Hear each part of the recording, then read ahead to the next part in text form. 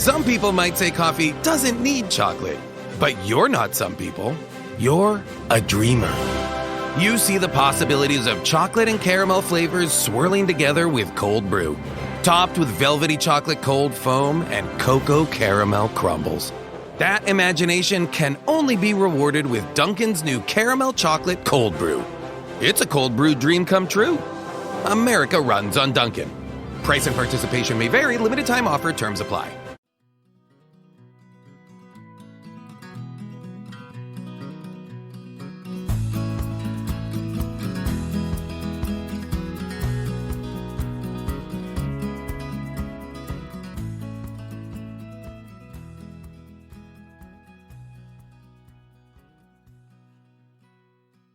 Hey folks, welcome to the Adventure Sports Podcast. I'm your host, Mason. Today's episode is going to be a throwback back to 2018 when Kurt was hosting with Luke Moore. Luke found himself face-to-face with a battle against leukemia. And after about a year-long fight, he got through it, only for it to return and having to fight again for round 2. And he got through it again.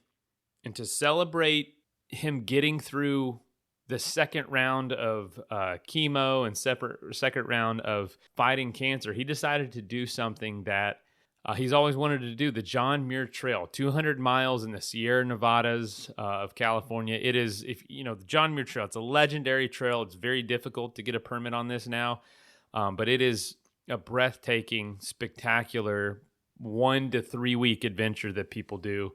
That includes oftentimes climbing and summiting Mount Whitney, the tallest mountain in the contiguous U.S., the lower 48.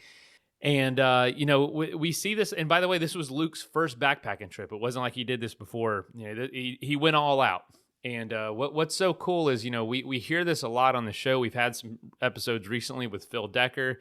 We've got one coming up that's amazing. By the way, it's going to be a 2-part series all about how some sort of diagnosis or some sort of crisis basically pries your life open or your perspective open to allow you time or to force you to take this adventure you've always dreamed of. And for a lot of us, it takes that. So I don't know if anyone out there is facing a really difficult situation or, I know obviously plenty of you are, but if you're going through something and thinking, what good is going to come out of this?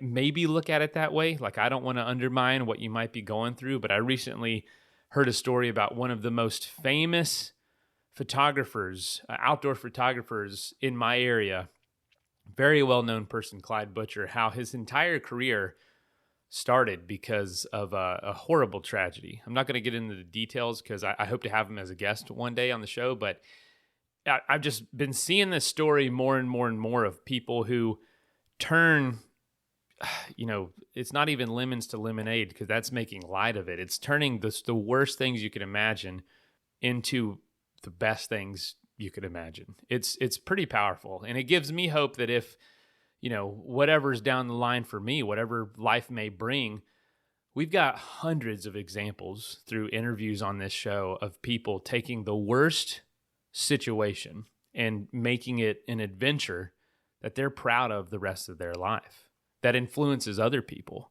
that influences their families, that influences them to continue doing adventures, and really is the impetus for them to start living. So I don't know if you're going through something out there. I just encourage you that hope these stories kind of help you see that maybe you're in the middle of an opportunity. I don't want to, again, I'm not like in light of anyone's situation. Just, let it inspire you.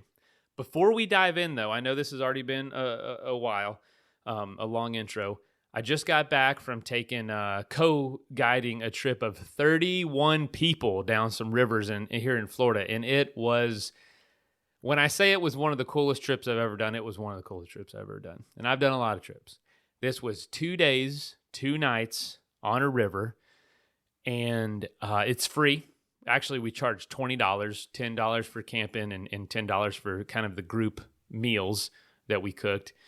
And I just wanted to say it was absolutely fantastic. If you ever find yourself in the Central Florida area and you want to do something, spring rivers, beautiful, subtropical, gorgeous wilderness, fun swimming, fun times on the river, out in the woods with a really cool, fun group of people, please let me know. They are becoming some of my favorite things because we get to take people who've never done anything like this on a trip out in the woods and on a river and just see some of the wild threads that still remain here in the Southeast United States. So yeah, I'm just, my heart's so full of joy. I'm so happy that trip was probably the best we did, probably because it was the biggest group. You think these big adventures and these big groups are going to take away from the experience. And yeah, sometimes I do need to just go alone, have a solo adventure. But when I'm ready for a group, there's nothing better than getting a bunch of people together and just being out in the woods and having a good time and cooking around a campfire, all camping out together and making your way down a river. It's the best thing in the world. So just got back from that over the weekend, and yeah, I love it. Absolutely love it. So, all right, let's go ahead and jump into Luke's story.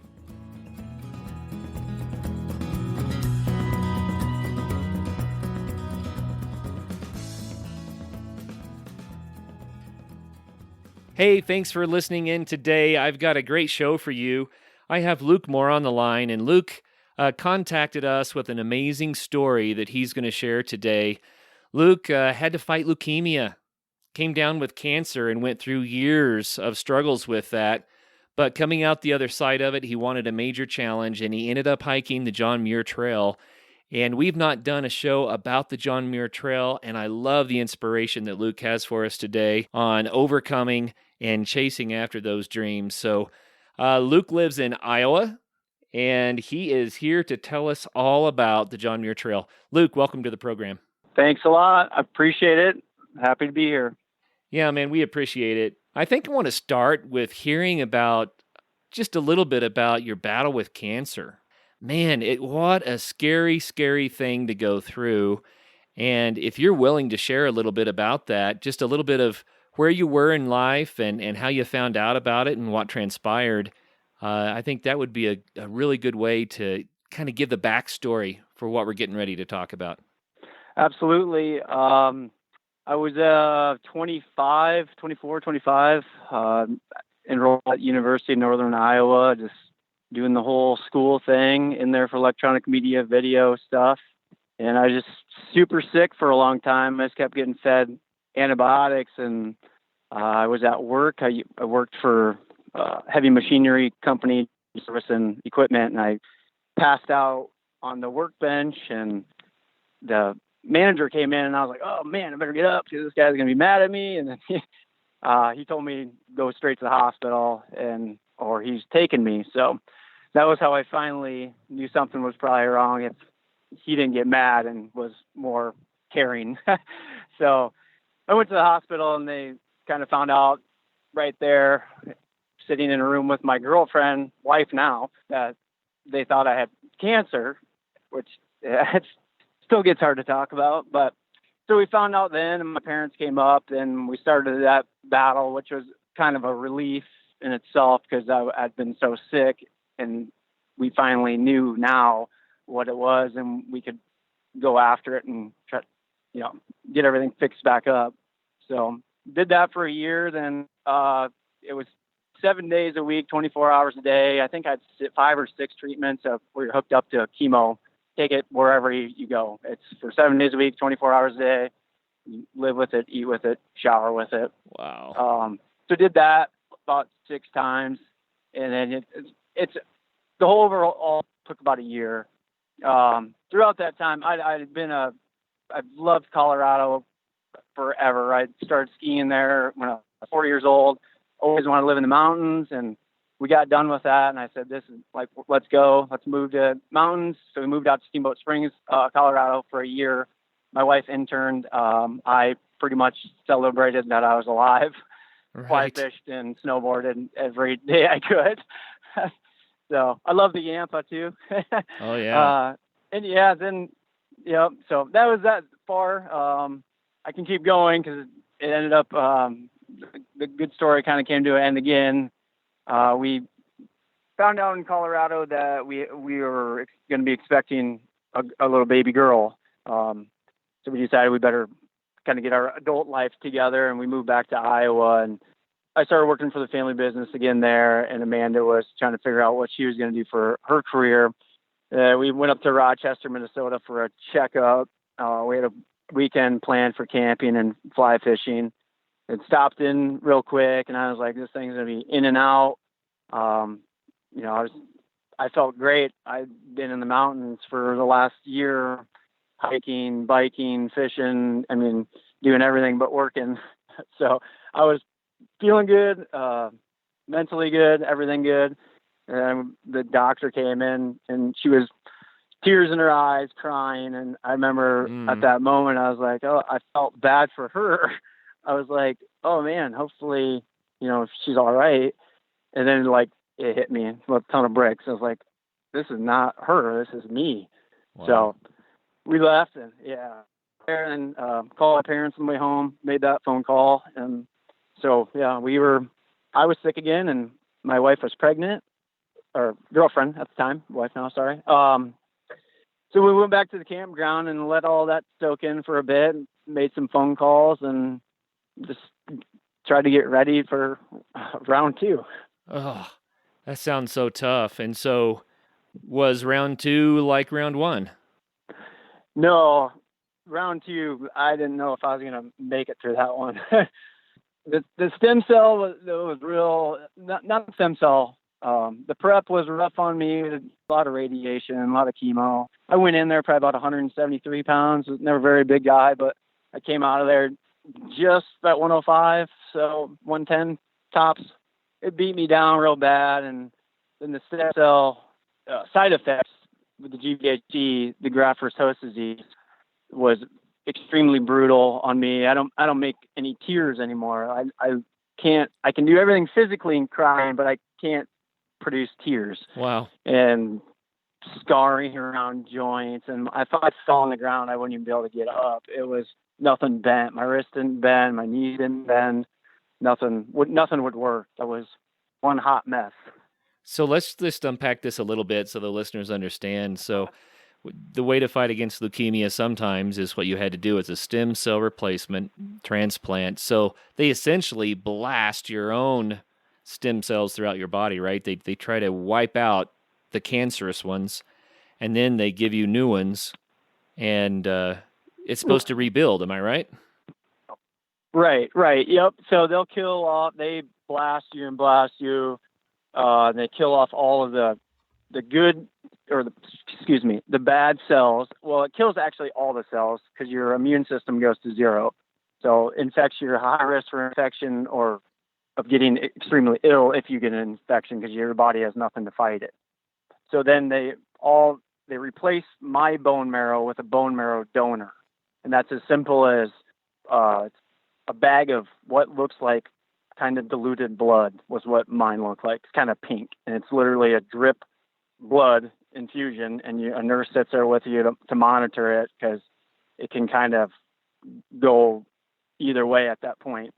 It can still reject right away or go fine, and luckily mine went fine when I actually received it. So the idea is that the bone marrow then gets into your bones, and it is supposedly going to take hold and become your new bone marrow, but your body rejected it somewhere down the road.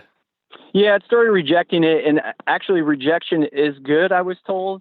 It can give you some medication to kind of slow the rejection down, but it enhances the chance of the cancer coming back. So I was like, I'm not giving any chances for that happening again. So I just dealt with it. I was purple for like a year. People would ask me, like, why are you so dirty? And to me, I didn't really know I was that purple at the time. I look at photos and I was like, oh my gosh, I did look terrible. I was standing in Walmart and a lady asked me why I was so dirty. I'm like, I literally just showered. I'm going out. Like, me and Amanda were going out for dinner or something. And I was like, oh, it's because my face is purple. Wow. So yeah, it was pretty brutal. And I'm sure everybody's experience is different. I've met people that have had their own bone marrow, and it wasn't quite like that. But I don't know. Mine was not good to me. It was great to me. I'm alive. I shouldn't say that at all. So how long did this go on before you got your health back? Well, when I was fully feeling 100% physical health back, are you talking? Well, at what point, I guess, did you feel like that you could do things again and you started dreaming about going out on the big hike? So it was probably a couple years after I got my stem cell. My first year, the first year after I was bad. I couldn't see. They couldn't figure out what was wrong with my eyes, and lo and behold, it was only that they didn't make tears. So we removed all of my tear ducts. So when I blink, I don't lose any of the little bit my body does create. So I use a lot of artificial tears. So then we finally got that figured out and figured out the problem. And that took, my gosh, almost a year and a half. I couldn't even drive. I couldn't see street lights. My eyes were so dry, and it didn't matter what I did. So then I finally started working about 2 years after, maybe a year and a half after. Kind of another funny story. My old place of work, every Friday they'd have a meeting and have somebody in that was inspirational, motivating, etc. And they had a fitness trainer in there giving a speech. But this fitness trainer I used to work out with in college when I got diagnosed and hadn't seen him since.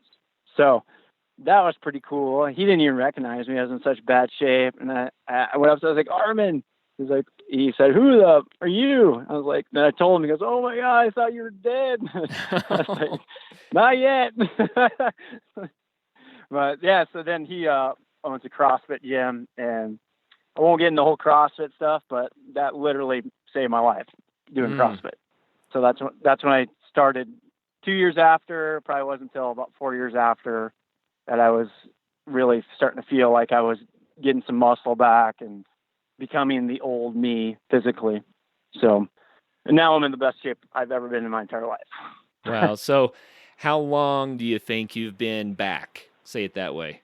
I've probably fully been back to 100% health for probably 3 years now. Congratulations.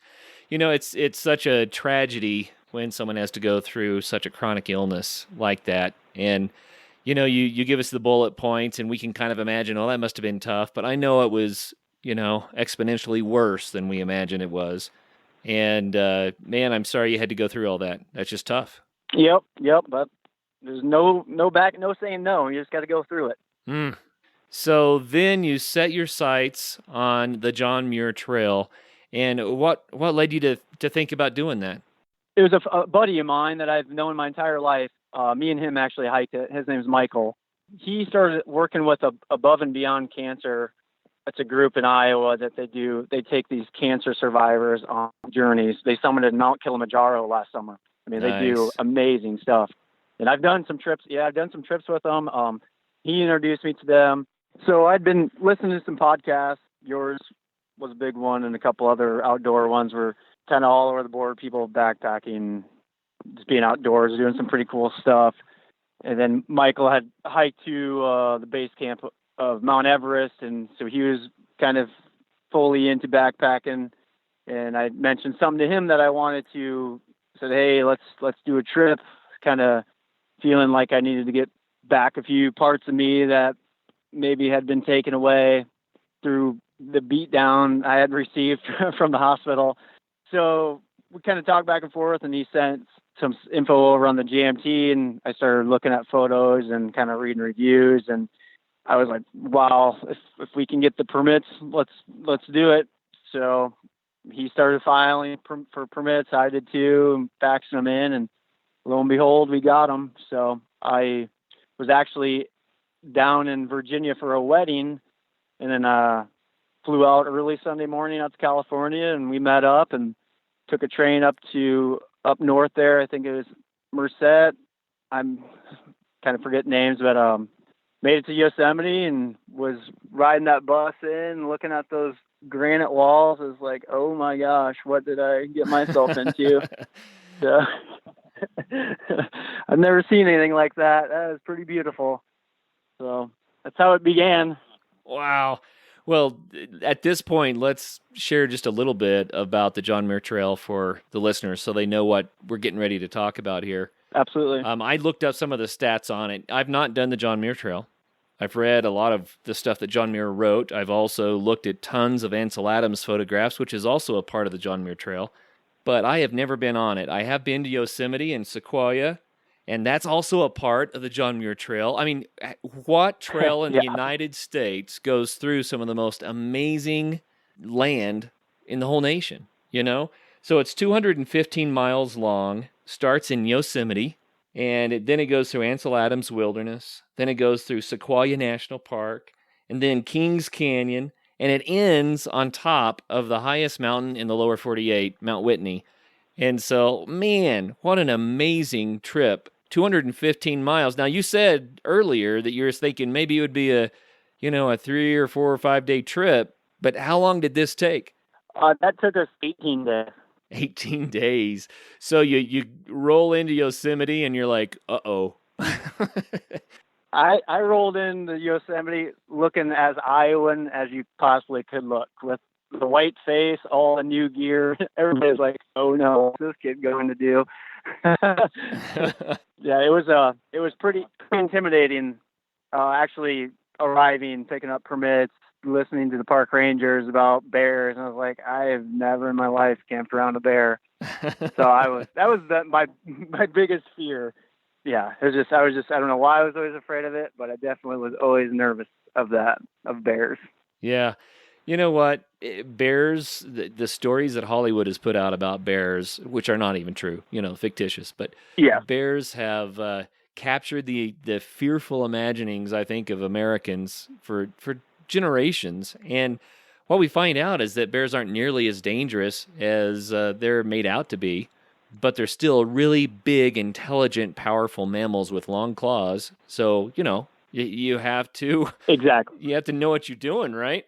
We sat down and they completely the guy asked me, he said, "You ever backpack before?" I looked at him, I said, "Nope." He's like, "Really?" So he was a little shocked, and I was asking a lot of questions, and then asked us about some bear stuff. Been in those woods for 20 plus years, and she said, "All they are is big raccoons." I was like, "I know raccoons. We got a lot of raccoons in Iowa," so that's what I thought about the whole time, is big raccoons. And There you go. pretty true. So Let's take a quick message break and hear from the folks that help make this show possible. That is plenty of that for now. Let's get back into the episode. So, Luke, since this was your first time backpacking, you're in Yosemite, you're uncertain about the wildlife, you see these huge walls all around you. Was it intimidating when you took off?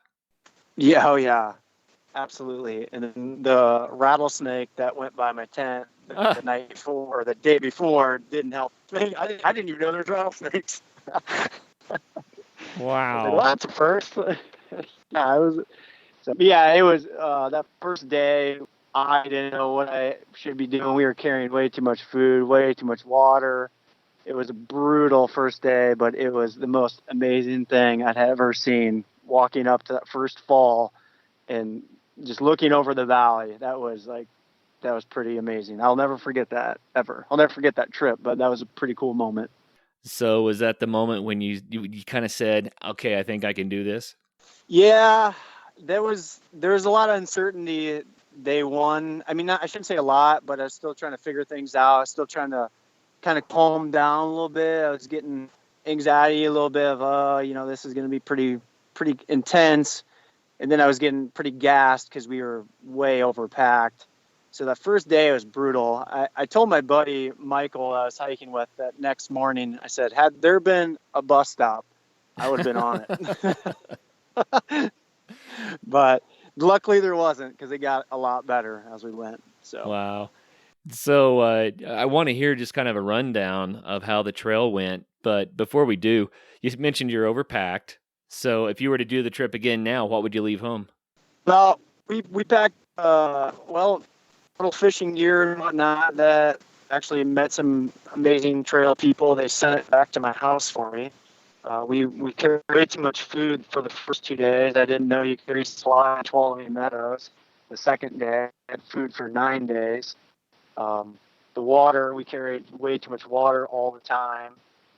Just stuff like that, I would definitely hone in a little better on, where the water's at. I had maps of where the water was at, but didn't know how accurate they were for late August. Definitely the food and water, make sure you have the right amount. Not too little. I found out later that was a bad deal too. Yeah, no doubt. So how was the second day? The second day was great. Slept really good. We walking to this beautiful meadow. I mean, the sights were amazing. I had the right weight food. I had the right weight water, a bunch of education for our next day. Next day was a great day, but that was when my tendonitis, I believe, my knee started acting up the second day. About Uh-oh. end of the second day, it was stinging pretty good, like in the middle of my kneecap and on the side of my knee. So it ended kind of bad, but not bad. Just I was hoping that would go away. But yeah, it was a beautiful campsite, camped right under the pass, and we bathed in the river for the first time. I'd done that and cleaned up, made some dinner, and slept pretty well that night as well. All right, so 2 days into the trail, what do you think about it? Are you now saying I'm a backpacker for life, or are you saying I'm not so sure? Oh yeah, I was on board at that time. Walking out of Tuolumne, I was like, this is pretty cool to be able to just to see what I saw in the first 2 days, and we had more time left than I had ever been in the woods, probably camping, and it was yeah, the views. You swear you go around, you'd see a view, then you'd walk around that mountain and you'd see a better view. And this would happen over and over. It was pretty incredible. I've mentioned to people in the past that just love visiting Colorado that what you see from the car is it's impressive, it's amazing, but they put the roads where the roads were easy to put, which means they didn't put the roads where the views were the best, right? Absolutely.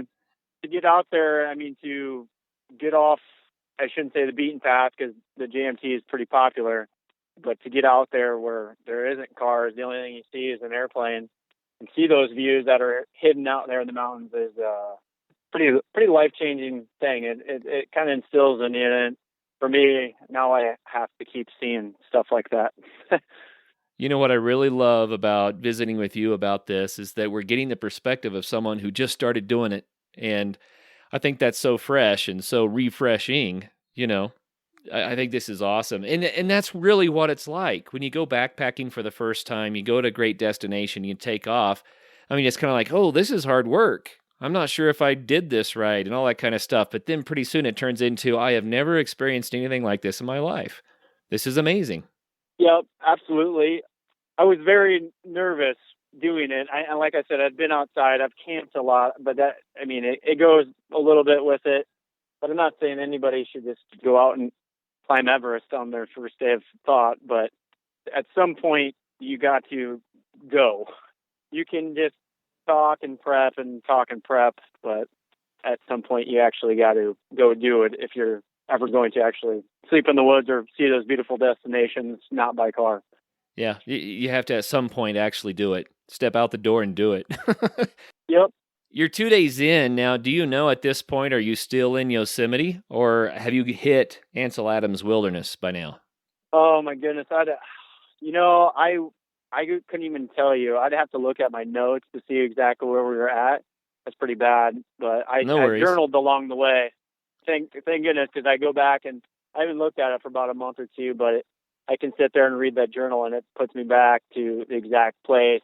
And then I have photos of each spot where I journaled. So it's, but I'm not exactly sure what days we were into what forest.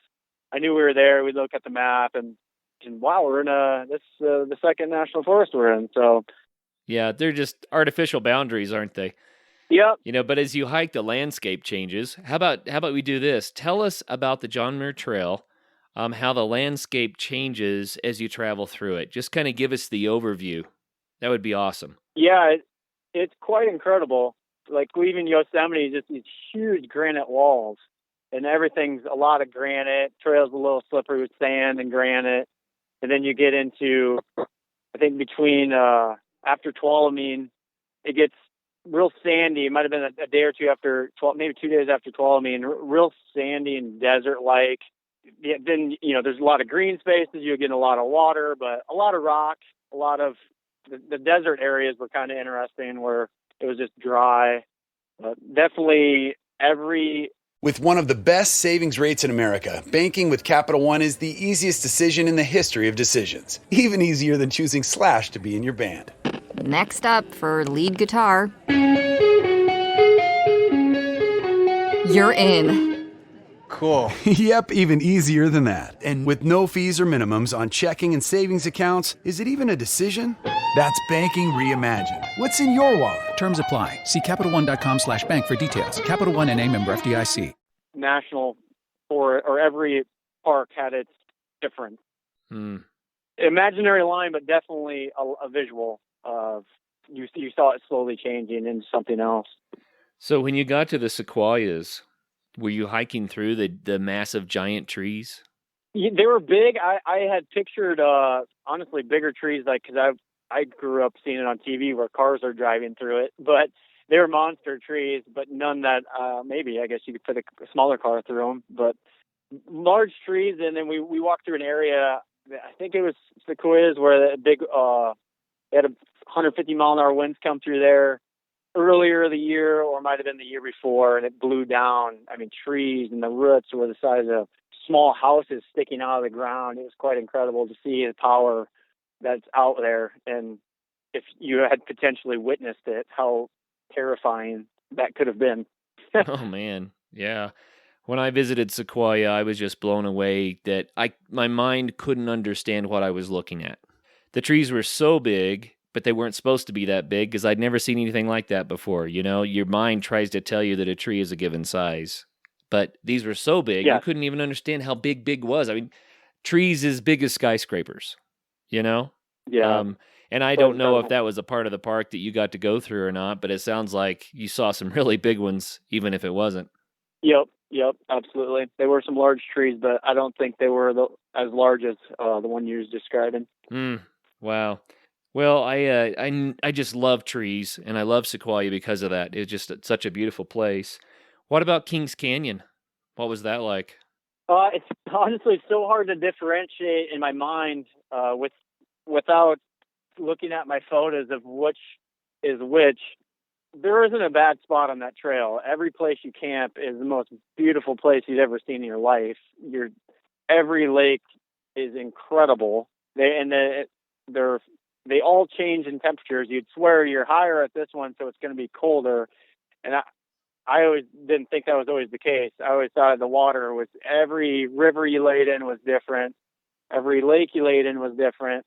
All very cold, but I always thought and that had just been me, I guess, and how hard I was whooped that day. Then some felt colder than others, but it's really hard for me to differentiate the difference in the parks. Well, let's go to Mount Whitney. Whitney was, I remember seeing a sign when we're about 30 miles away, and I was so excited. I hadn't talked to my wife at that time for about 10 days. Another thing I wouldn't recommend is we didn't go out with any spot or any GPS device, which when I go back to anywhere, that I won't make that mistake again. But luckily I ran into somebody the day when I saw that sign, Whitney. The first time I saw anything that said Mount Whitney that I remember is the day I talked to my wife on a text. I just ran into a guy, let me use his sat phone to text Amanda. I just said, "We're okay." And that was pretty cool. So then I saw the sign for Whitney, and I was like, "Oh my gosh, and like, I was pretty pumped up at that time. We had a few days left, but then I remember seeing Whitney for the first time, walking through this weird desert area. It looked like it had been flooded at one time, and looked like there had been islands on top of mountains. Bizarre area. Then I look over and just see this monster Whitney, and I'm like, "Oh my gosh, we're gonna be there!" I'm like, that's the end, but you kind of loop around, and I think it was 3 days after we were finally on top of it. Wow. So it was incredible. You know, I said before we started recording, we got to talk about this. A lot of people in Colorado are kind of miffed about Mount Whitney, and it's because Mount Whitney is 63 feet higher than Mount Elbert, and everybody in Colorado wants Mount Elbert to be the highest peak in the lower 48, but Mount Whitney's got it spanked by 63 little feet. So Yep. it's all in good fun. But I telling you, man, if you're climbing any 14er, it's a job, especially if you have a full pack. And a lot of the base area around Whitney is pretty down low. So you have a lot of vertical feet, too. What was it like trying to get to the top of that thing? Well, let me go back like a day before we finally, or quickly 2 days before we hit Whitney. Me, my beginner backpacking, and my poor planning, I was nearly out of food. I had, for 2 days, I was riding about a granola bar. I had a breakfast, a granola bar, and a dinner. And as you probably know, that's not a whole lot of food when you're No. cranking out calories all day. So That hurts. I was in pretty rough shape nobody else wanted to give up their food either, obviously. And I wasn't asking for it. I kind of knew. So luckily we ran into some firefighters. Oh my gosh. And, another couple that they came up to us and like, hey, we have, way too much food. Anybody want some? Whoa. So, yeah, it happened 2 days in a row. So I was ecstatic, felt great. We got to the night before we're going to summit Whitney. We got into camp at about 12 p.m. and these firefighters walk by and they keep bringing us food. They just keep bringing food and keep bringing food. Wow. And I hadn't eaten like a lot of food for probably 5 or 6 days. I was kind of, not a real full belly. I was always kind of hungry. So I sat from 12 till 7, got up one time to get more water to cook more food, and ate. That's all I did was eat. We got up at 3 in the morning. I'm not exactly 2 or 3 in the morning to go summit Whitney, and I couldn't move. I was the worst I'd ever felt on that trail. That entire trip. I hit a wall about the first hour. I was just struggling to get up, but I wasn't. Obviously, I was not quitting at that point, and we pressed on. At that time, we were hiking with about 4 other people, and they were very supportive and helped each other get up the way. And that going up Whitney on the backside at night, that was interesting too. Pretty loose rock trail and a long ways down on one side of you. It's just sometimes both sides of you if you don't do it right. But yeah, it was a battle. We got up there right before we sat, probably 20 minutes before the sun was coming up, and sat there and just bathed in our glory of watching the sun come up with all of our new friends we met on the trail and celebrated. It was amazing. Wrote my name down in the book, and I was so happy to start heading down to start making my trip back to Iowa and see the kids and my wife. So, but then that was 10 miles back down or so. So that was a 99 switchback on the back on going down Whitney. Wow. Well, that had to be a major feat, and what a wonderful thing to get to watch the sunrise from a place like that. Wow. Good for you. Yeah, it was pretty amazing. I think probably one of the highlights of the end were going down the trail and everybody asking, like, how did you guys summit Whitney already? I'm like, this is my 18th day. I'm like, people were hugging strangers, and I was like having the time of my life going down. Everybody's like, no way. I'm like, this is amazing. And then I'd ask about news, because I asked about a couple of things that I was curious about. So it's kind of funny getting the news from people walking up to Summit Whitney. And I was like, oh, no way. That's it was just interesting. Been offline for a bit. It was nice. It was great. Everybody should do it. Yeah, absolutely. So, in the end, did it work? You said that you were nervous, that life had started, things that shouldn't be scaring you started scaring you, and you just felt like you had to break out of that trap. And so you did a much bigger trip than you originally expected to. In the end, did it work? Yeah, I mean, absolutely. That trail changed more parts of me than just exploring. That was a big one, and just my desire now that I have to get my kids and my wife out on that trail. Not saying to do the whole trail, but to do some parts of it, just to get out and see those areas, not by car or not even on a day's walk. It is magical places that exist. And then to be able to just sit there in your tent and look out and see, it is absolutely life changing. I mean, my desire to now keep doing stuff is, we got to keep seeing those beautiful places. So, and I want my kids and my wife to go with me and like be able to impact them as much as it impacted me. So That's so cool, man. And I can tell you from experience that as your kids get big enough to do bigger and bigger things and you get to do it with them, it's like you are doing it for the first time all over again, because you get to see the fascination and the joy on their faces and kind of live their experience a little bit too. So you have a lot to look forward to. Yep, absolutely. Yeah, and I guess I didn't say, throughout all that cancer stuff, we ended up having a baby boy that was never supposed to happen. We were told, and that happened. So we have 2 kids, an 8-year-old and a 3-year-old, boy and a girl, and things are great now. I'm healthier than I've ever been, actually. I've really focused on, being active, being outside, and my kids are the same. They're definitely mine. You can't keep them inside. We live on an acreage, and they're not inside at all. That's great.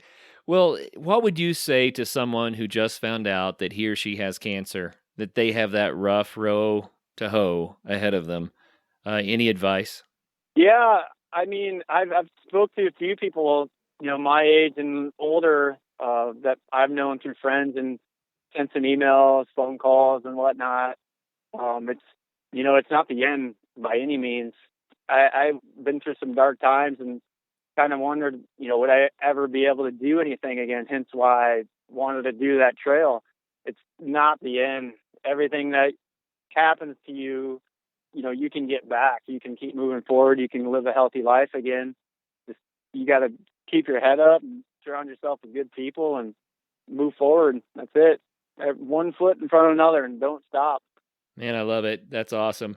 Do you think that it helps to set some big goals and have something to look forward to? Yeah, that definitely drives me. I like to have a big goal set and then some small ones in between. And the small ones are usually overnight trips, like with outdoor stuff with the family, or maybe not even camping, just going to a new place with the family, with me and my kids, my wife, and then definitely having that big goal set that kind of pushes me. So I don't know what I'm prepping for now, but I'm getting into the shape where I think I can do something big again, where I'll feel much better than I did 2 years ago. So. Right on, right on. Well, what about the John Muir Trail? The JMT, you said it's a fairly busy trail. Do you know about how many people are on it, or how many people did you bump into along the way? We ran into, we'd run into somebody usually about once a day, maybe two different groups, maybe once a day. Pretty busy. That's part of the reason why too. I didn't have a GPS. I mean, again, not saying that's a good idea. I wouldn't ever do it again. But I knew there would be some people out there. You can still find some solitude. Absolutely. You don't have to camp or there's a tent. There's plenty of tent sites that you can use and be by yourself. And definitely some quiet time out there. And the permit system, how difficult was it to get the permit for your thru-hike? Extremely difficult. We were told to get.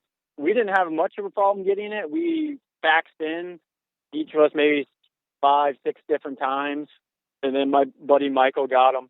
But when we went to get the permits, people told us, you don't know how lucky you are to have these. And we knew they were a rarity, but everybody we told that we had a full Yosemite Mount Whitney, they're like, you guys do not know how lucky you are. And I was like, oh my gosh, this is amazing. We have the whole thing. And, the whole time when I was out there, I'd tell my buddy, ignorance is bliss, because had I known how bad some of those days would hurt, it would have been a tough sell. But, so that was just ignorance. I didn't know how rare they were, but I definitely didn't take it for granted either. I enjoyed it. Thank God it's there. It's a beautiful place. Well, is it a lottery system that you guys just happened to get the luck of the draw? Is that how it worked? Yeah, so you fax in 6 months before, send it to their office. It's right in Yosemite Valley there, and they from what I've been told, I haven't seen the process. They shuffle the papers up and draw, I don't know how many out a day, but it's just a lottery. So luck of the draw. Wow. Well, good for you guys. And you know what? You deserved it. Absolutely, man. It couldn't have fallen to a better guy, that someone that would benefit more from it, than yourself. So I just think that's awesome, the way that all worked out. Matter of fact, in your story, there were several times there that things went amazingly right. You had a lot of tough stuff, but things went amazingly right. And that's just awesome. Yep. It's how all that fell together is pretty unbelievable. I mean, from the planning, from the saying yes to the start, and actually coming down the Lone Pine at the end. And my buddy's girlfriend who flew out to Lone Pine and rented a car and picked us up. The pieces that fell together were, and my wife to let me go that long with 2 kids at home. So yeah, it was pretty incredible. How I'm extremely thankful that trip happened. Yeah. And we were having a horrible day one day, just beat down, and I yelled up to my buddy. I was like, Michael, this will be the greatest adventure we ever tell, buddy. We got to finish it. So we'd always say that. Like, right now is the greatest adventure I could ever tell. So that might not be the case forever, but right now it is. Yeah. Let's take a quick message break and hear from the folks that help make this show possible. Hey folks, if you're looking for an amazing new show to listen to, we teased it a little bit with one of the episodes last week on the podcast. You'll see it on April 11th. That was we plugged an episode in of Hidden Trails of Oregon. It's a podcast produced by the award-winning travel writer Aaron Miller, who is also a former guest on the show and friend of the podcast. And he has this amazing new show called The Hidden Trails of Oregon. And the episode that we had was Crater Lake, Lava Tubes, and Fly Fishing with a Native American Guide. Well, there are a bunch of other episodes too. Go check those out wherever you get podcasts, Hidden Trails of Oregon. They were recorded on location with surround sound and are basically on the ground adventure stories like we do. On this podcast, we sit and talk to people, but this one is there on the adventure itself, recording what it sounds like where you are. It feels so immersive. And some of the highlights of the series include kayaking with whales, hiking in the redwoods, caving in lava tubes, and snowshoeing all the way up to Crater Lake. It's definitely a unique listening experience for folks who like this show. I guarantee you're going to love it. And by the way, it was just voted for a Webby Award. It was nominated, so it's extremely high quality. That's a big deal to get a Webby. They're nominated, one of the best documentary podcasts. So check it out, Hidden Trails of Oregon. Find it anywhere you get podcasts. That is plenty of that for now. Let's get back into the episode. Well, I tell you what, to get the opportunity to backpack through those areas, that really is a treat. Those are some of the most popular national parks and wilderness areas in the United States. And I want to mention to our listeners, for people that haven't backpacked yet, that may not know, there are untold thousands of places where you can do this, places that don't even require a permit. And the reason is because they're places that aren't used very much. They're unknown. They're hidden treasures. And even just in Colorado alone, I don't know, 10 lifetimes wouldn't be enough to do it all. So being able to do the JMT, man, that's a real treat. But I have to mention to you guys, you pick a route in a wilderness area, you find a way that you want to go in, a lake or a destination or a thru-hike. And most of these places, you contact the Forest Service, you say what's required, and they say, have fun, be safe.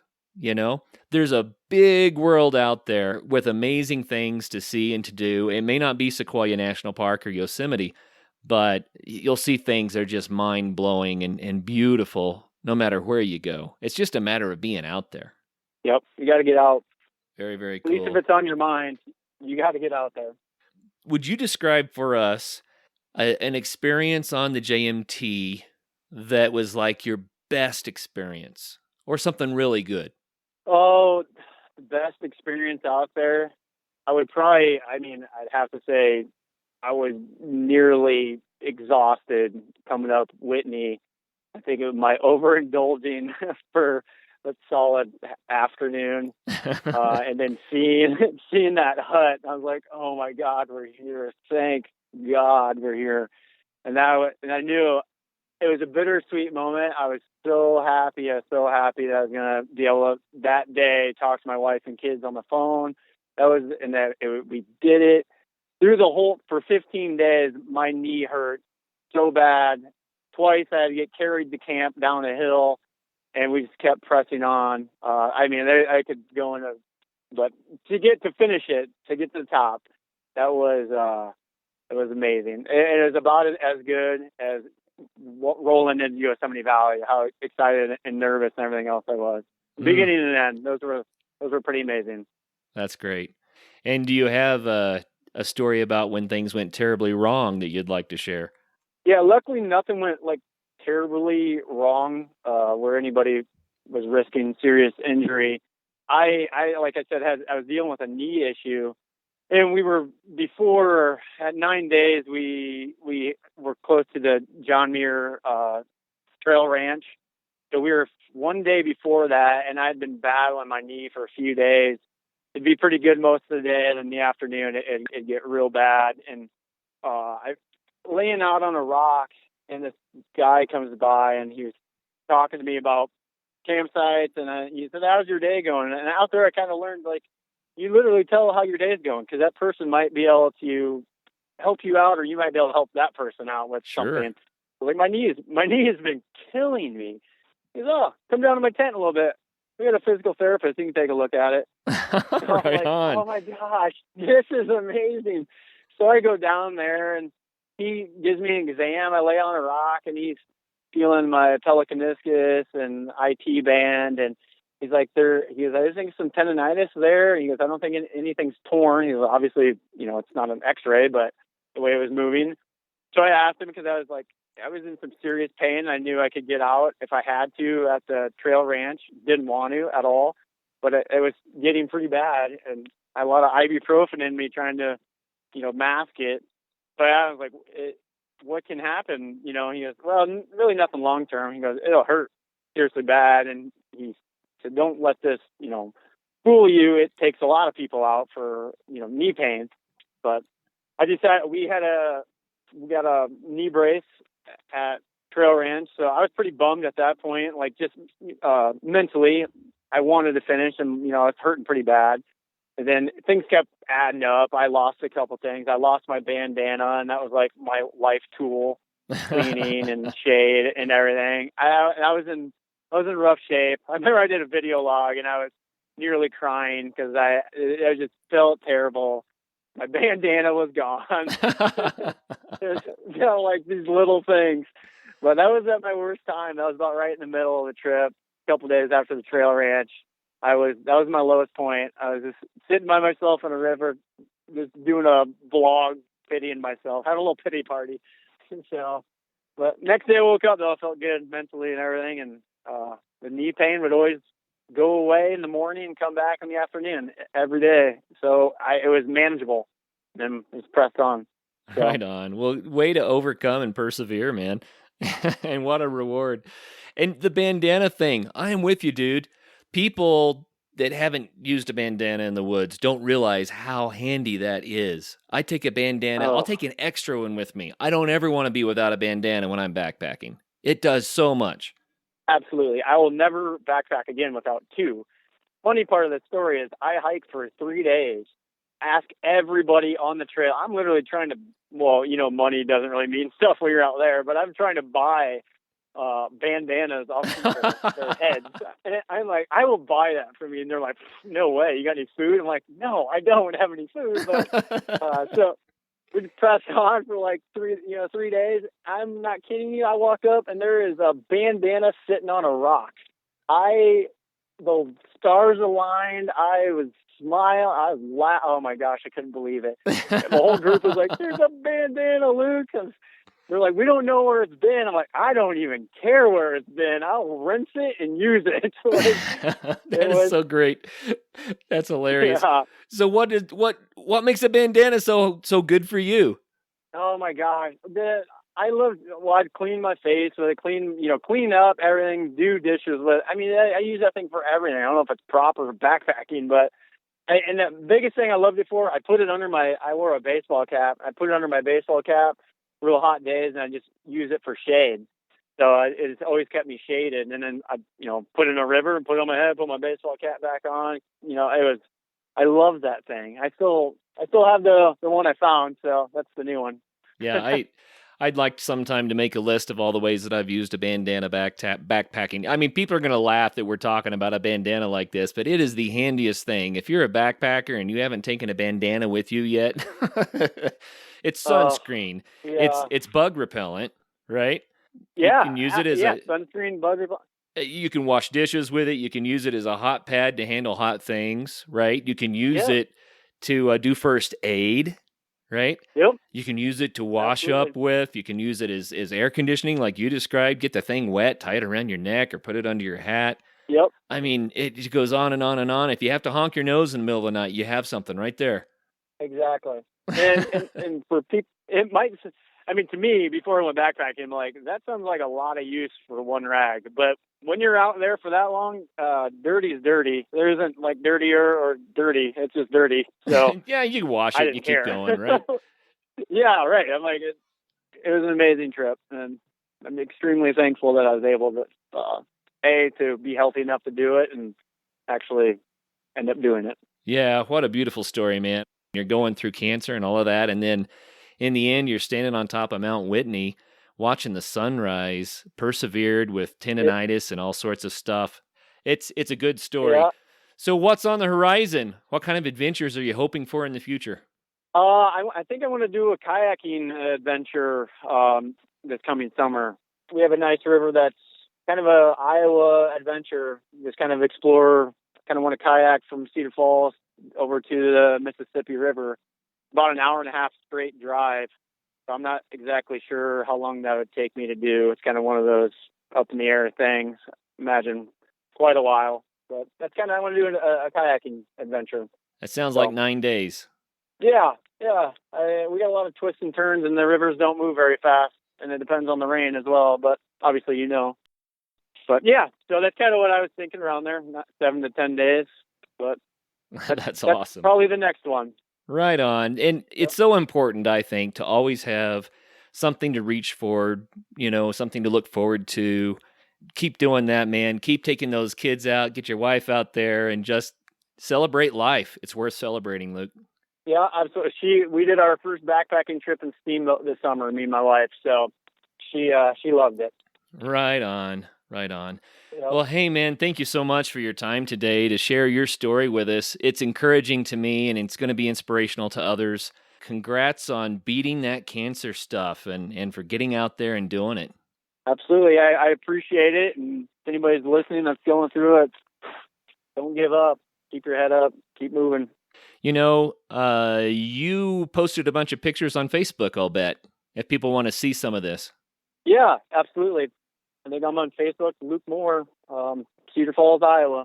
Luke Moore, Cedar Falls. Right on. So if you want to go see some of the pictures about the trip and that kind of stuff, then you can find it there. And so, Luke, I'm just going to say, man, it's been awesome talking to you. And for all of our listeners out there, we're out of time. I'd love to talk to Luke all day. But until the next show, dream big, reach for something, and get out there and have some fun. First of all, thank you so much for listening. It means the world to us that you choose to listen to this show. If you'd like to help us further, you can leave a review on iTunes, share us with your friends, your family. It goes a long way to grow in the show. You can also support us financially through patreon.com/adventuresportspodcast. Link is in the show notes. And also, if you have an idea of who could be a good guest for the show, we're always looking for people to tell their story about the outdoors or adventure. So if you know someone, please reach out. Email us at info@adventuresportspodcast.com. And until then, get out there and have some fun.